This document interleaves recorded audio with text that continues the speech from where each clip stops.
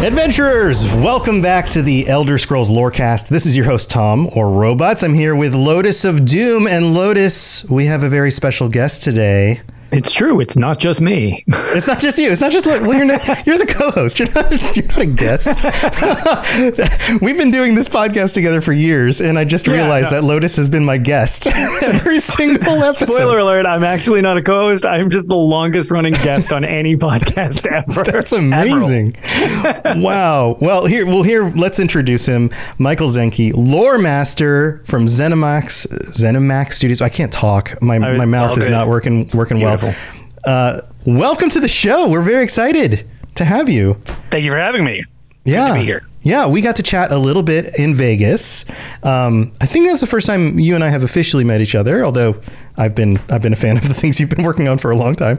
And recently, we're able to set this up in order to have you on the show, and we've got Necrom coming in just a few weeks. Yes. So I mean, that's got to be exciting for you. I know every time your team rolls out a new set of content for the year, all that stuff. First of all, what's that like? I mean, let's just get into that a little bit.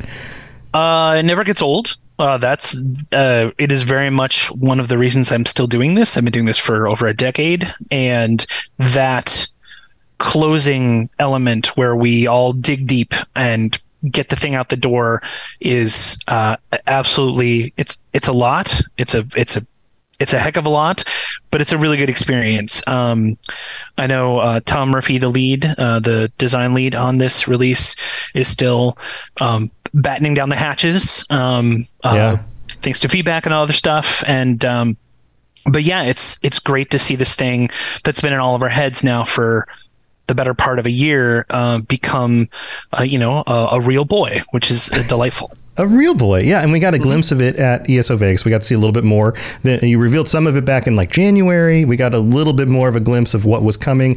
Some awesome panels going over voice actors and some of the art direction and all of these other things. And so all of that was so awesome to be a part of.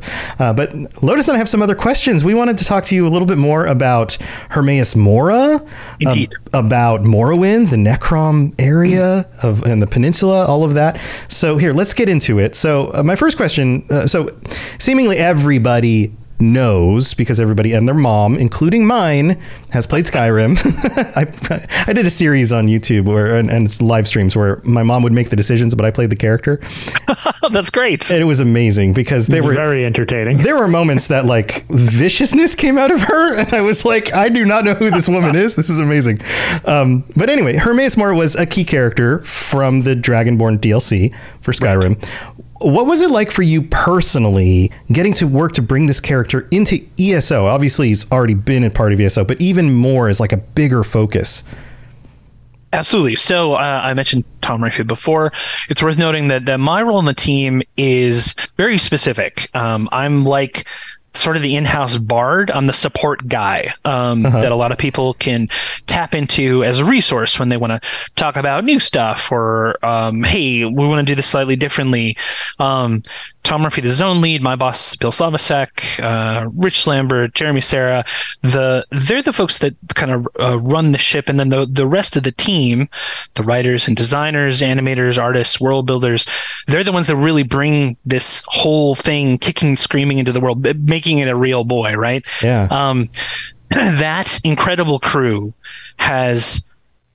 it's been awesome to watch as they take old Squidface and turn him from this, very specific characterization, right, that we see in Skyrim, that we see in even the launch game of ESO, right, and translate him into this very new context.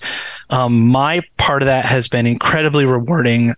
Primarily, I'd say the biggest contributions I've made sort of directly to this release are through I was the writer for Xander Alcibiades, one of the companions, and then I worked very closely with Brian Wheeler on the Arcanist class. So those components and where it touched Hermeus Mora's many tentacles are sort of where I had a lot of like direct contribution. But like I said, as support guy, it's lots and lots of conversations about tentacles, lots of conversations about like, you know, what the what the inevitable knower would like think about X, Y, or Z. I think in some of the PTS stuff that people have seen, and in some of the stuff from the Vegas event, you've seen some of the incredible, like not just like world building, but some of the architecture, some of the buildings, some of it's very unique. Oh my gosh, man! It's cool that you expanded so much on it from what we had seen prior to, where we've seen Apocrypha, like actually just going back to the Dragonbone expansion type of thing. Right. But there's so much more to it than those sort of, for lack of a better word, linear corridors that you were led down by exploring the Black Books. This is much more of the realm itself, like you guys have done with the other Daedric realms that we've seen. So absolutely right in Skyrim.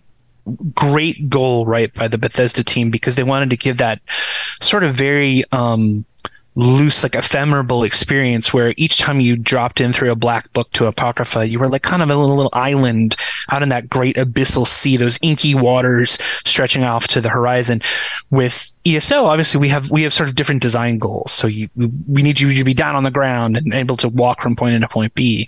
But yeah, no, I've spent a lot of time now talking about like what a apocryphal ink pot or bookcase or whatever will look like. And the art folks on Elder Scrolls Online have been knocking it out of the park for, the better part of a decade now. And this time, I think they have outdone themselves. It's incredible. Yeah. So. Well, let's talk a little bit more about Apocrypha, because these Daedric realms are much more expansive than any one glimpse we've gotten in any of the games. According to the lore, there's always a lot more going on there than we know, right?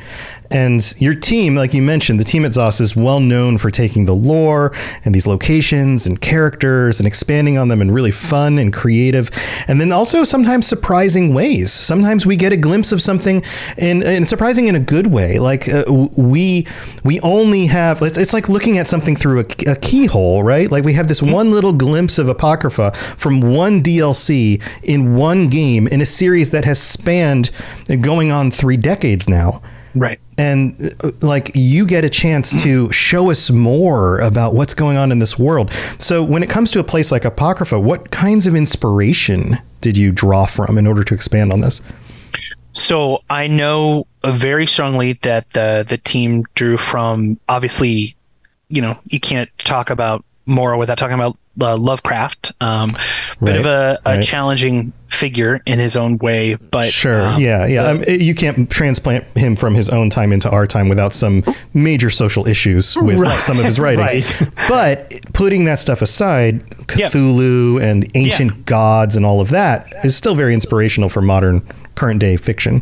Absolutely. And you can, you just need to look up in the sky to see the tentacles sort of, wriggling their way out of the sky portals. Or I love the glyphics. For some reason, those things just really have stuck with me. They feature pretty heavily in the dungeons and the prologue before coming up to Necrom. And those cool little boxes of secrets just really, I think they're just such a great addition to the lore. The inspiration, obviously, very strongly Lovecraftian on many different axes. Like you mentioned before, we've seen Apocrypha before in a specific context, but Chroma Incognito is a whole new ball game. Color out of space, full weirdness. When you walk through Chroma and you see those like weird wriggling like ink plants come like slurping out of the ground, that like you were saying, right, like each of the Oblivion realms has its own vibe and its own thing about it. And I think because there was so much great material both from Skyrim and from the work that Tom Murphy and Bill Slavicsek did to create this space for us to explore, like holy cats, like the way it's been realized in the game. I can't wait for everybody to get a chance to get in there. The thing that I think I'm most excited about in terms of like Apocrypha specifically is we've never really seen how mortals specifically interact with the realm, right? Like Arcanists come directly from that notion. They're not beholden to Hermeous Mora. They draw their power from the Daedric realm. And so every Arcanist kind of has their own story that you as a player, right, you get to decide what that is. Like, what's my connection to this Daedric realm? The Ciphers of the Eye are a very interesting faction that work and exist in the realm of Apocrypha, and what's their deal, and why does Mora allow them to be there? And then of course there's like the downside of that, which is like if you spend too much time in Apocrypha, you end up as one of the Hushed, which is one of the new sort of creatures like scuttling around in Apocrypha. They don't have faces so much anymore. It's challenging. There's some challenging stuff. So yeah, watch out for a book that will take your face. That's my like takeaway for you. Oh God. Okay. As a person. It's all a right. rough time. All right. Good note. Yeah. No, I think you're onto something here, because one of the appeals of role-playing games is the ability to role-play your character in that world. Right. So to create an Arcanist and have your own backstory and your own connection to this realm and Hermeous Mora, and that's part of the fun. It's part of the fun of making these other characters and being in this place that is over the last decade has become more and more fleshed out with all of these different zones and all these interactions and all of that. So that part is really cool. But let's talk about good old Hermie. By his nature, he's very mysterious. Right. He's very knowing of, and also knowing of all sorts of kinds of knowledge. Very expansive, right? And without ruining too much, what can you share about our understanding of him and how that will change and grow? Because every time you take on one of these realms or one of the Daedric princes with a new story, we get a more fleshed out view of them. It becomes a little bit more three-dimensional. Well, yeah, I mean, in terms of like the whole book thing that's going on with this whole thing, it's like we get another chapter to whatever it is each time we kind of address this, which is one of the things that I'm so excited about with this is all my like favorite stuff. This is the year of Lotus. The running joke.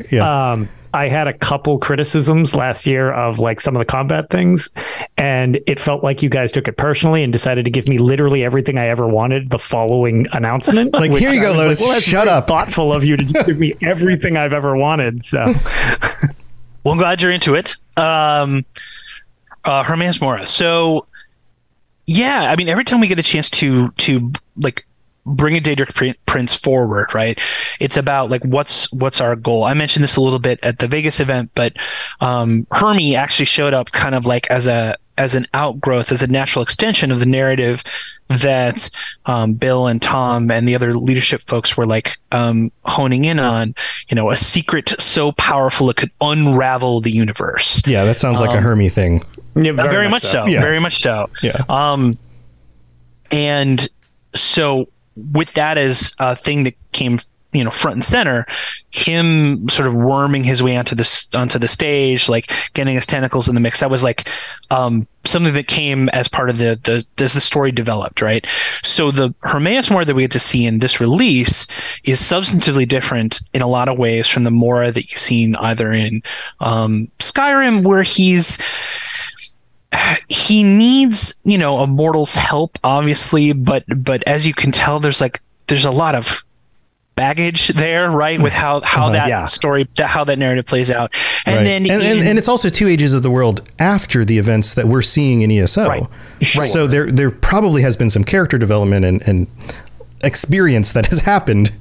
Absolutely. I mean, Mora in particular, right? Like I would, I think we both in like lore previously and in the game now, we definitely have some conversations about like, does Mora engage with time, right, in the same way that a lot of other people do, right? That's a great question. That's yeah. One of his portfolios is fate, right? And so the threads of fate and how they play into both this story and then sort of where Mora's, I'm going to use the word head here, but it's like a metaphysical head, where Mora's head is in this narrative, right?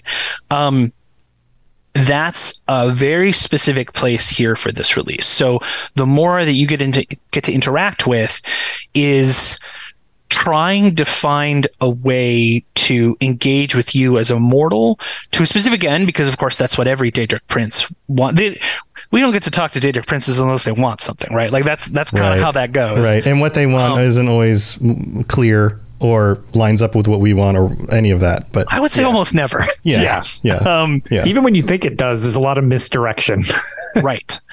But one of the things that's really great about this context is so often the princes end up being, not the mustache twirling bad. I don't think we have really any like truly mustache twirling bad guys in ESO, but like they're pretty clearly on the bad guy side, right? Like when Molag Bal shows up, you know what he wants, right? Yeah, I was going to say some of them are a lot easier to defend than others. Right, exactly. So Mora here in this context is much more of like as neutral as a Daedric prince kind of gets, right? Like in the original release of the game, we feature some fun, I would say more neutral interactions with Daedric princes as well. And it's more along that axis where you can kind of look at Mora's motivations and you can look at his actions and you can kind of apply some mortal logic and like morality to his choices in a way that I don't think, especially in Skyrim, right? Like in Skyrim, the stuff that Mora does is like is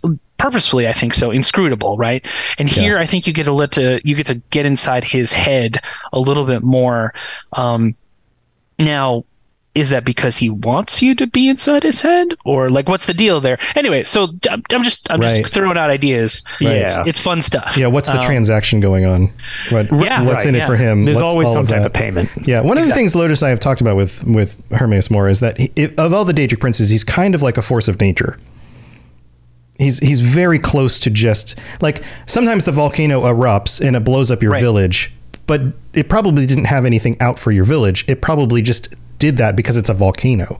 Yeah. Hermeus Mora is kind of, I mean, most, you could describe all the Daedric princes kind of in this way. This is just foundationally who they are. And so they do their things that they do. But when it comes to forbidden knowledge and fate and all of it, that just feels like it's part of the fabric of reality in a way. Yeah. There's a lot of passive neutrality with Hermeus Mora. Absolutely. Well, I mean, it's one of the things you're calling a great thing. It's one of my favorite things about the setting, actually, right? Aedra and Daedra, right? Like Aedra are a very specific thing. They are the creators, right? It's a very specific term. Daedra just means not that. Not our ancestors, right? Exactly. Yeah. Right. Not, I characterize it as like not from around here, right? Because I mean, it's true, right? Like Daedric Prince is a catch-all term used to describe a bunch of like extraordinarily powerful beings, most of which don't really have anything to do with each other. Obviously there's like a core group that are like siblings of after fashion, but Mora is a great example. Like, where the hell did that guy come from? I don't know. Right. The lore is like very vague about where Mora's tentacular presence occurred, and it disagrees with itself in a number of different places about like what Mora even is. Yeah. Which I love that stuff. Right. I love the idea that just like in true Lovecraftian fashion, Mora might be from somewhere else, right? Yeah. He's here in our sort of sphere of influence in our world, but maybe not originally. So it's fun stuff. I love it. I agree with that. It's very cool just because it's even more gray than some of the other gray definitive things. It's like, well, there's not a lot of black and white when it comes to Elder Scrolls stuff. And Mora's like even more gray than most things just because it's like there's so little concrete, I guess, both physically and metaphorically about the character that I've always just thought is very neat, where it's just like really hard to nail much down with the character. This also connects to real world religion. I have 2 bachelor's degrees, religious studies and philosophy. I just studied all deep thoughts on everything. But this is one of the things you see in religions across the world is that it's the unreliable narrator thing, because every religious book, every document is written by multiple people from multiple perspectives at different times in history about similar topics, and the concepts and the ways those topics evolved over time and people's understanding about the truth or whatever it was has changed over time. And the same thing happens in Elder Scrolls games, where you have different perspectives from different people and different cultures and the ways they interacted, and it's all just seeing pieces of a whole, and sometimes those things seem to contradict. And that's how our own reality works, which is what makes that so freaking cool. But here, we need to move on to some other stuff. We've got to talk about Necrom. Did you want to ask a question about Necrom? Yeah, so I actually want to, we've got 4 that's in that 2-part thing, but I really want to just get this one addressed just because this kind of falls more into my weird sphere of playing all of the Elder Scrolls games. Yeah, we only have so much time, so we're just gonna pick the hits and move through it. Necrom is a place that really was barely even fleshed out in Arena, the Elder Scrolls 1, and has mostly just kind of been like a reference here or there within the lore.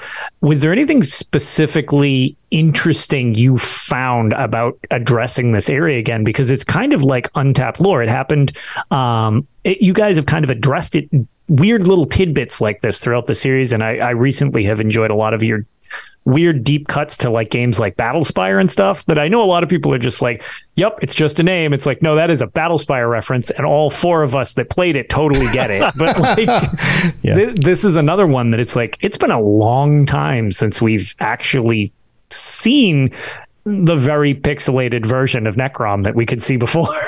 Absolutely.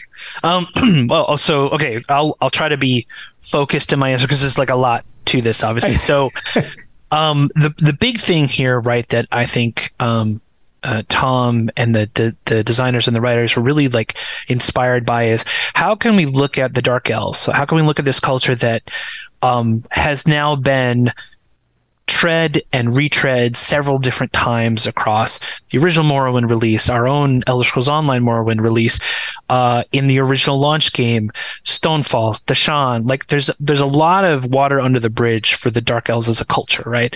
How can we find a new axis to like look at this fascinating group of people and try to like get back in to talking about Dark Elves in a way that we can all kind of be back at square one and find something new and excited to talk about.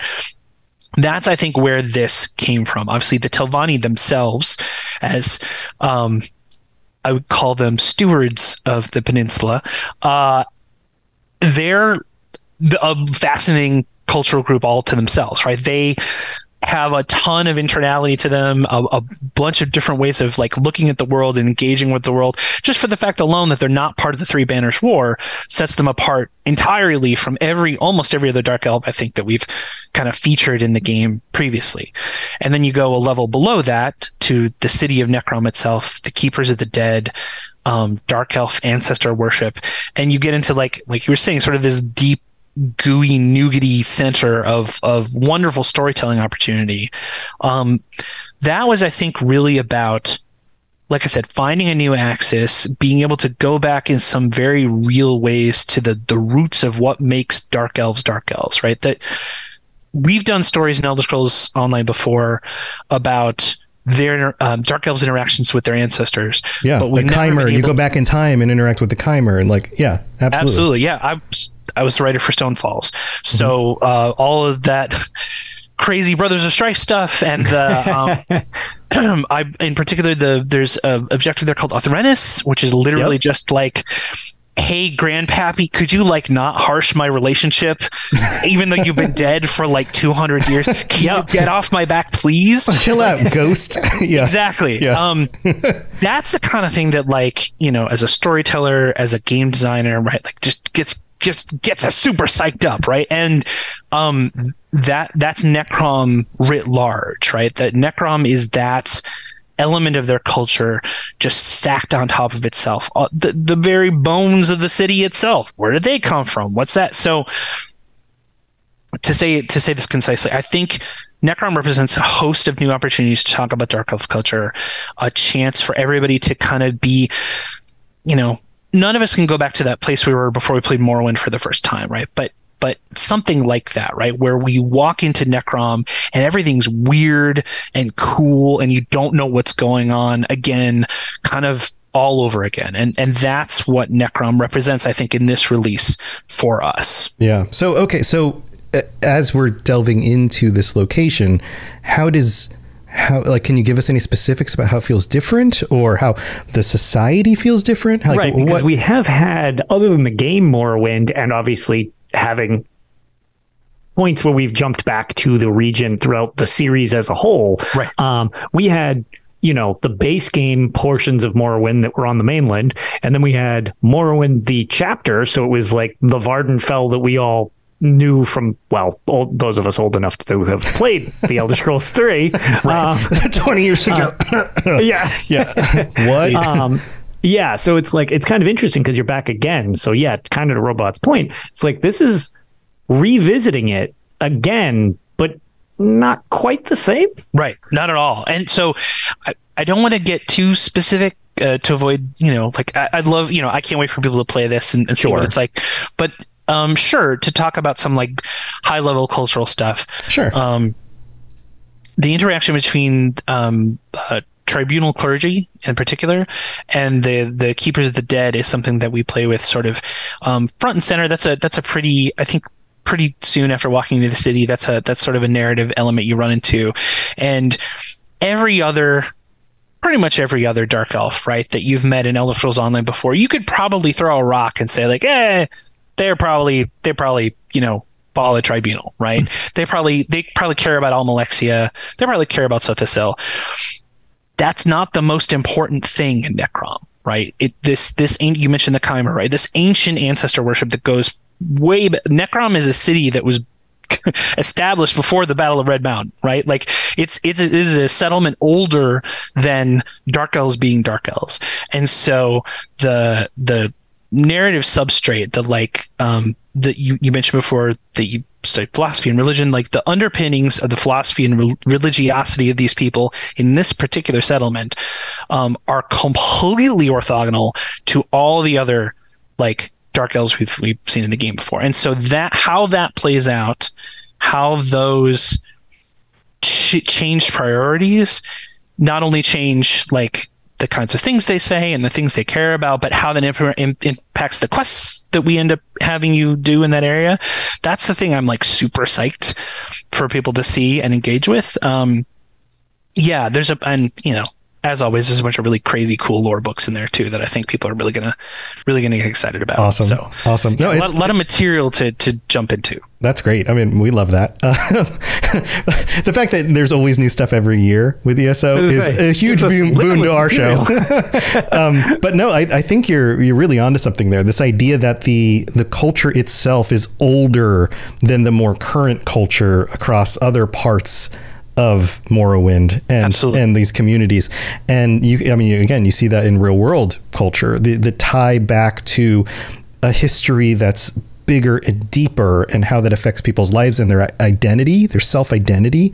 And that's really cool because you're describing something that's very deep and interesting. And if I know anybody who's a fan of Morrowind and Dunmer and all of that, that's part of it, is that their cultural identity, how the houses of Morrowind interact with each other, all of the complexity of that, their worship, all of that is just like chewy, yummy nougat in the center of all of this stuff.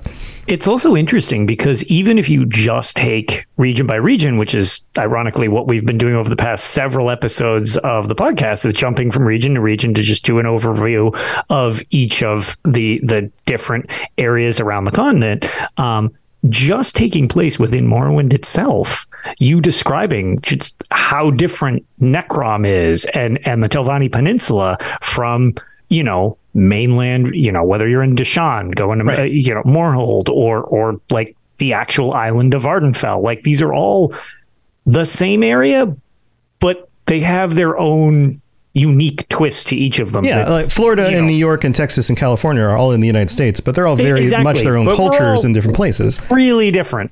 Yeah, right. Yeah. So that totally makes sense. Well, we have to take a break. We got to go thank our patrons. So we'll be right back. We're definitely going to be digging into some more stuff, so don't go anywhere.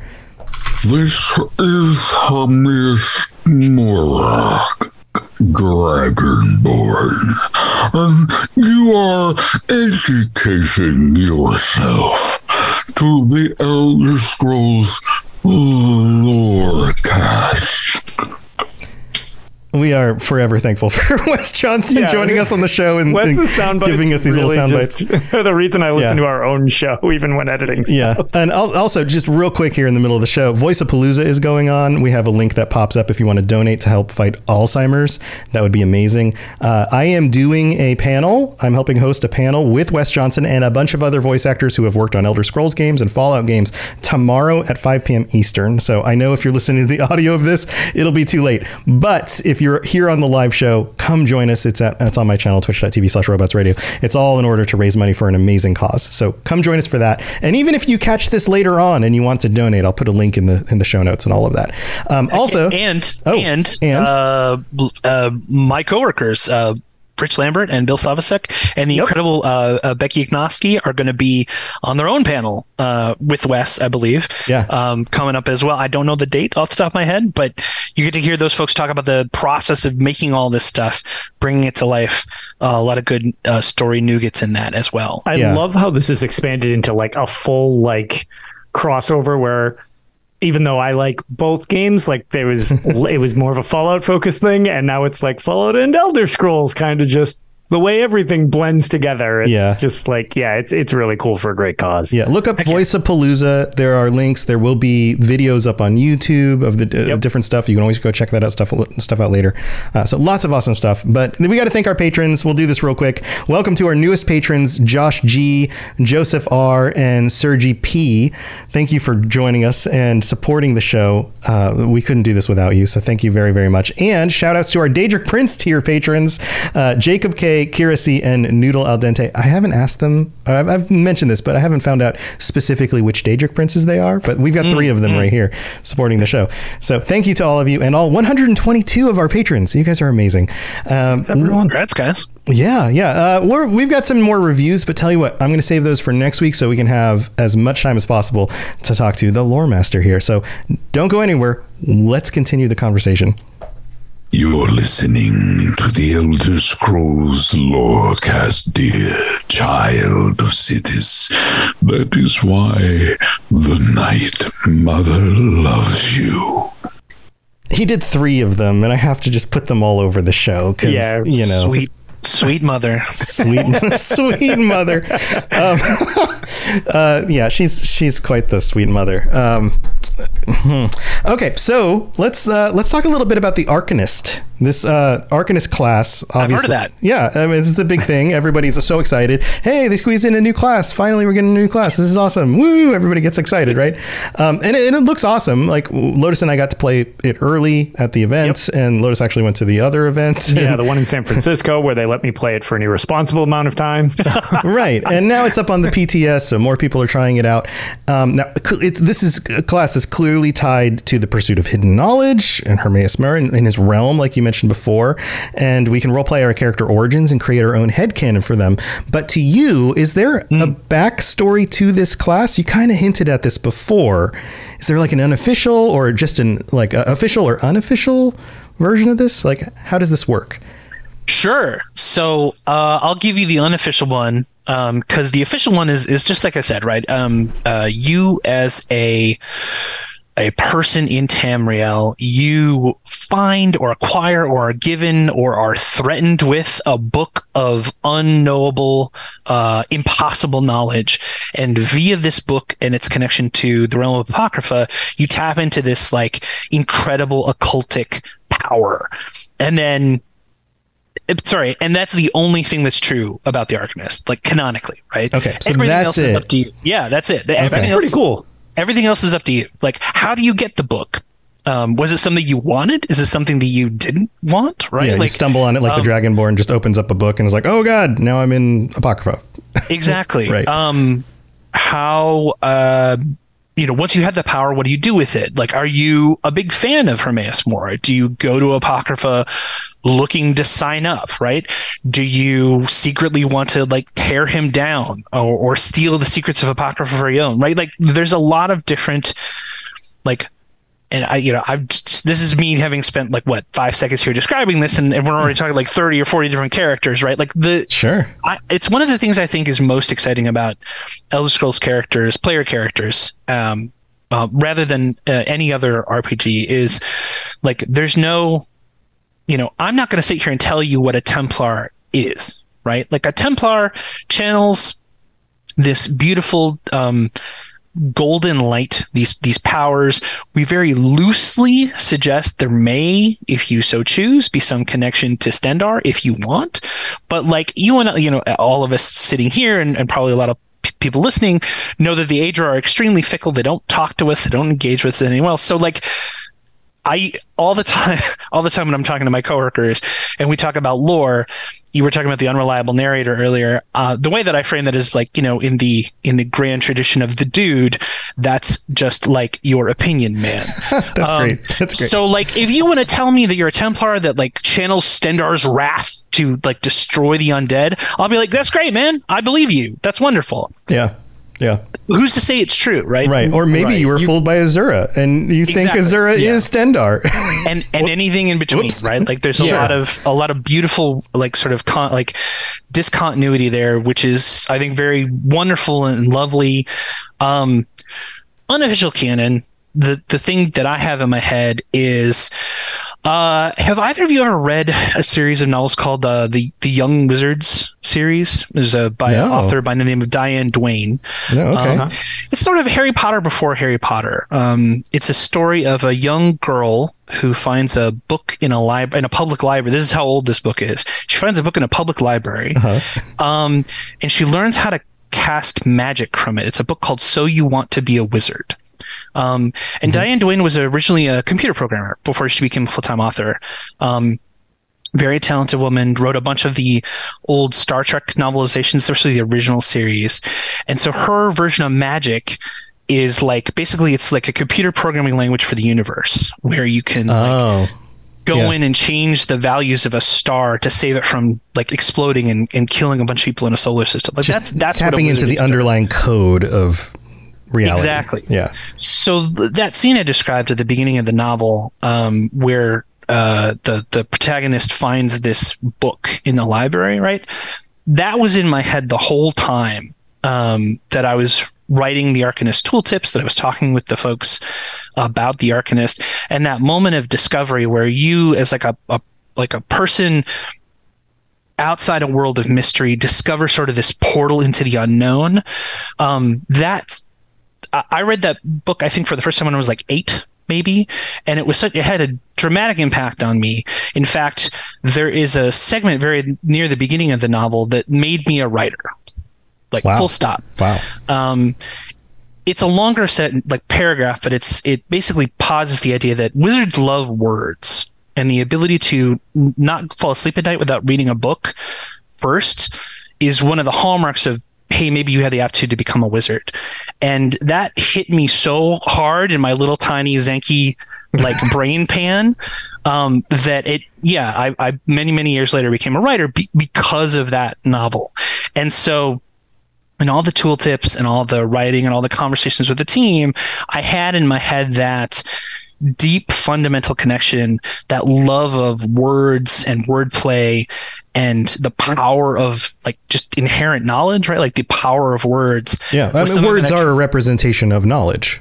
Exactly. Right. Like just trying to get that into every little iota of the Arcanist that I could. That's the unofficial canon of the class. That's pretty cool, just because cool. I really like the way, like, I guess I hadn't really thought of it in regards to the other classes too, which you made reference specifically to the Templar, but I guess you could apply to any of them. It's kind of cool that, when creating these things, you have like, that's your unofficial headcanon for like the crafting of this one specifically. Right. But then it just gives you like this open RPG template to do what the player wants with it. So that's really cool that it's almost like just like here's the structure of the design, which has been such a long-standing thing with the series, but in the MMO regards, usually like you kind of have your staple setup, which has always been weird because I don't really play MMOs. People have been like, yeah, ESO's different because it doesn't really do that. You can be sort of like, well, anything can heal or damage or right. or tank or whatever. And I'm like, oh yeah, okay, I guess that's pretty unique to this. Again, not having context outside that, but it's interesting to see that like it seems like a lot of the design around the classes in general are just like, yeah, no, everything is meant to just be like your base template that you make your thing out of, which is really cool. Absolutely. I mean, it's wise. That's how people are still playing Skyrim, and like I was talking with Rob the Princess, who's in chat. I was playing Skyrim on stream yesterday. I downloaded 1,800 mods in this mod installer pack, and somehow it doesn't crash and it just runs. And like there are other ways due to the mods that you don't have to be the Dragonborn. You can do other things. But even in regular Skyrim, a lot of people will just play it where they're like, I'm not the Dragonborn. I'm something else. Right. The live another life thing or something like that. Right. They're just going to go do something else. And so that's the way people interact with these games. And clearly you all understand that. So when somebody logs into Elder Scrolls Online, they want to craft their own experience. They want to be who they want to be. Absolutely. I still to this day, it blows me away. I was no longer with the team when the Dark Brotherhood and Thieves Guild content was shipped in the game. But I got to tell you, I played every single bit of that top to bottom, stem to stern. When I played Elder Scrolls games, my number one first character is always a stealth archer, like assassin character. Yeah, we joke that that's the gravitational pull of Elder Scrolls games. You have to fight it to not fall into that. Yeah. Oh no, I give in every time. Fallout 2, same basic deal. Right. And so I love that we're the type of game where you can be this holy roller, quote unquote paladin, right, standing up to the Daedric princes and tanking like your life depends on it, or you can be how I usually play which is kind of a trash panda that likes to steal stuff from people's pockets in the back streets. I hear that. Like, this one is taking this coin. You no longer need it. Exactly. Yes. Exactly. And that's all the same game. And I think that's delightful. Yeah, no, I love that because I always tend to fall into being a murder hobo every game. So like, I get it. You're the best companion in any Dungeons and Dragons scenario. Well, here we're getting close to the end of the show, and I don't want to keep you here too long. But I've got one final question, and this is something I posed to you in Vegas. Yes. So I raised this question. Okay, and obviously this is a metaphor, but it's a fun metaphor to play with. Let's say you meet a person who's a cat person. They have lots of cats. They have so many cats that they have, and they're also a fan of Elder Scrolls, and they have a cat for every Daedric prince. How many cats do they own? I believe, I apologize. I don't remember off the top of my head how many Daedric princes there are, but I think what we determined, right, was like, because when you talk about like Sheo versus Jiglag, right? Right. So what is that? Right. The real question is that it seems like there's more than what's supposed to be in there. If you do the hub and spokes thing, where you're like, okay, there's this many Aedra and there's this many Daedra. Yeah, but what about Sheogorath and Jiggalag? So do they have a Sheogorath cat and a Jiggalag cat? And I believe we also talked about, of course, Fargrave as well, right? Which is sort of its own big question mark hanging out there in the universe. So I feel like the correct answer to this question, how many cats does this person have, is that's a secret that we weren't meant to know, right? Like the cats like dart behind the couch sometimes, right? When you look, and you're just not there. Was I trying to count Elder Scrolls? Right. I thought there were 7. Exactly, why are there 9? Right. Was there a flaming red one over there just a minute ago? What happened? Yeah, exactly. Right. Like you look in the shadows and you think you see a cat, but was it just a mirror? Like, what was it? Right. Like, I don't know the answer to how many cats she has in her house. Okay. Well, let's dig into specifics. Is there a Sheogorath and a Jiggalag? I mean, or are they the same cat? To me, the thing that makes the most sense, right, is like, it's mostly a Sheo cat, but like every once in a while, the Sheo cat escapes at the front door, right? I was going to say sometimes it leaves. Exactly, it gets replaced. Exactly, and so she borrows a friend's cat, right, to kind of fill that role in her life until eventually the Sheo cat comes back. It might look slightly different. Don't worry, that's fine. It's okay. It's still the Sheo cat. Don't worry about it. It's just the temporary replacement until the other one comes back. I can see that one. That was exactly where my mind went with that one too. Right. So what about Clavicus Vile? Right. Is there a Clavicus Vile cat? And then if so, what is Barbas? I'm pretty sure we were like on the axis of Barbas is like a guinea pig, maybe. Right. It's like the cat's pet. Yeah, like the cat's pet, exactly. Okay, because there's the debate that they're actually one and the same entity, just kind of split apart, or they're not, and kind of like Sheogorath has what's his face, his helper guy, Haskell. Haskell. Haskell Right. isn't Sheogorath, but somehow is always there and seems to be immortal in some way or whatever. Like, what the heck is Haskell? We don't really know. Right. But In like, this context, I think like a rat with like a pretty bow. Yeah, okay. Collar, So like, right? yeah, I was gonna say it was mentioned in chat, Yeah. stuffed mouse from Yes, exactly. Yeah. yeah, there Something you go. cheese related for sure. Yep, there you go. And then, of Yeah. course, the Aedra are obviously dogs, right? The Like, Aedra that are just- dogs. Yes. That just makes a ton of sense. I think in particular, I think we talked about the Stendar dog being a very good boy, a golden retriever, right? Yeah, right. Yeah, just like Right. not the smartest of all the dogs in this particular pantheon, but like just so full of energy. Just a good Goodest boy. Yeah. I'll get the bone. Yeah, I got the bone. Right. Yeah. Okay. Well, okay. What about Malakath? And if there's a Malakath cat, what is Trinimac? So my posit is I think there should be both a Malakath. There should be both a Malakath and a Trinimac, right? Just to make things nice and clean. Because again, we don't know how many- Malacat? Yeah. I was gonna say Weatherhorde beat me to that Malachi. pun. I'm so glad somebody else thought of that. It's like so Malachi. I'm surprised that's not nice weather, the Khajiit great name minds. for Malakath. Oh man, Malacat. I was reminded that we have in the store the Catwell little cat, right? So yeah, that's puns. We're not above cat like animal puns in our world. Right. Yeah, Malacat and Trinimac. I think they should be separate, right? Because we don't know how many cats there are in the house, right? And depending on who you are, you might want that good dog. You might be a dog person. You might be a cat person. I don't want to harsh anyone's groove there. Right. Okay. So here's another question. We talked about the Aedra. The Aedra are clearly dogs. The Tribunal. What are they? Jeez. Oh, that's right. So yeah, I think They're not cats or dogs, probably. No, right? They're totally their own thing. Possibly get like. But are they all the same other thing? Are they all like hamsters? No, they're all individually different animals.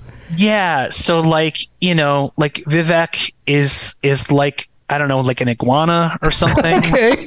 Right. Right. And like Almalexia is like a stork. Like Maybe. a bird, yeah. Like a bird, yeah. And then I think Sothisil has got to be, right, like one of those weird, like the bobbing, like the dipping birds, right? Like like one of the water ones that you put in your drink. Okay, yeah. Like the thing on The Simpsons where it was ordering a tab and it screwed up and caused it. Yeah. Right. Very ornate, like way over designed, like Sothisil bird, right? But like, he's some sort of like over elaborate paperweight. Absolutely. Yeah, I was thinking like one of those like automated vacuum cleaners. Oh, like a Roomba. That's what they're called.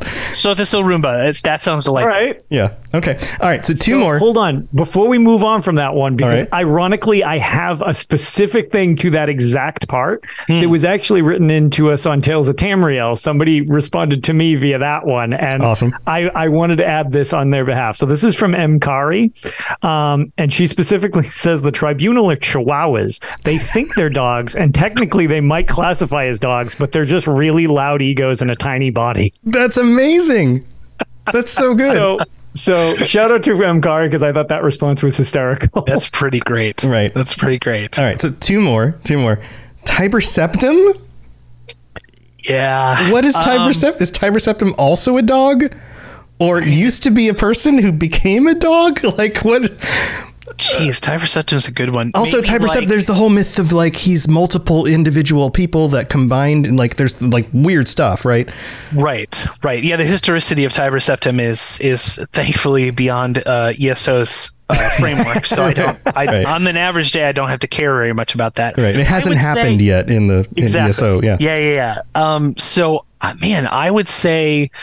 What is Tiber Septum? So would it be like a platypus where it's just an amalgam of a whole bunch of animals? I kind of like actually I kind of love the Chihuahua thing, right? But maybe like maybe not a Chihuahua, maybe like a really like a mutt, right? Like the many into one. Okay. Right. Yeah. And it's a little bit small. There's like some terrier in there. There's some corgi, right? Right. Like a lot of smaller dogs that think they're a big deal, right? And eventually, that corgi becomes a beautiful, I don't know, like Great Dane or some damn thing. Yeah. It's somehow evolved into a Great Dane. Wonderful. Yeah, exactly. That's amazing. All right, one left. Ebon Arm? Oh man, Ebon Arm is like the gets referenced in a lot of the really old lore. Yes, right. But then just like pull. disappears. There's also a statue in ESO to Ebon Arm. Right. It's even just weirder. Totally, just nobody talks about Ebon Arm. What the heck is Ebon Arm? what is Ebon Arm? I think Ebon Arm. I'm gonna go with like a hairless cat. Okay. Like in the neck of the, earlier we talked about how Daedric Prince is sort of a catch-all term, right? Like just a generic term. And I don't think Ebon Arm is a Daedric Prince, just to say that really clearly in case anyone thinks I'm writing lore out of my face right now. I'm not saying that. Right. I'm just saying for this metaphorical space we're playing in right now, right? Like a weird hairless cat. Right? Like fit a whole bunch of categories. Yeah, exactly. Yeah, not quite a dog. Hypoallergenic. Not really a cat. Not really a dog, not really a cat. Like doesn't trigger anyone's asthma. Like I think that's Ebon Arm. Okay. Yeah. Nice. Awesome. I enjoy that Ebon Arm reference. That's great. Awesome. Okay. No, I mean, we could go further into this, but we got to wrap up the episode. Like, what are dragons? But we won't go there. Yeah. Oh my God. Some of those are great. But thank you for joining us. This has been awesome. Yeah, this is a lot of fun. Lotus and I are very excited about the new content, and we love Hermeus Mora and his forbidden knowledge. And I mean, what you're doing with this year's content is very much parts of Elder Scrolls that separates it from some other fantasies in very interesting and engaging ways. So, of course, we're going to be all over getting through the stories and learning as much as we can from the lore books and all of that. So thank you for being here. Is there anything else you want to share before we head out? No, I think we got a bunch of fun stuff coming up before the release. There were questions put out for a Loremaster's archive that'll be coming up soon, answered by my boy Azander Alcibiades. He's very cool. Giant tool bag. I can't wait for you to meet him. Okay, he's the best. Voice acted by an incredibly talented gentleman, Tommy Jenkins. Just a delight. I think people are really going to like him. So yeah, watch out for that Loremaster's archive. I think we got a couple more articles coming up on the website, and I can't wait for people to get in there in, like you said, a little less than a month now. Yeah. And see what hot nonsense we've been brewing up. What hot nonsense. Awesome. Well, thank you so much. And Lotus, you have anything else you want to share before we head out? No, I've just been continuing my playthrough of the Elder Scrolls 2 Daggerfall to catch everybody up on. That is a game way ahead of its time, and also procedural generation makes me go crazy. But yeah, other than that, so many hallways, architects making so many hallways, and they all look so similar. But otherwise, we'll just be recording an episode of Tales of Tamriel presented by the unofficial Elder Scrolls pages.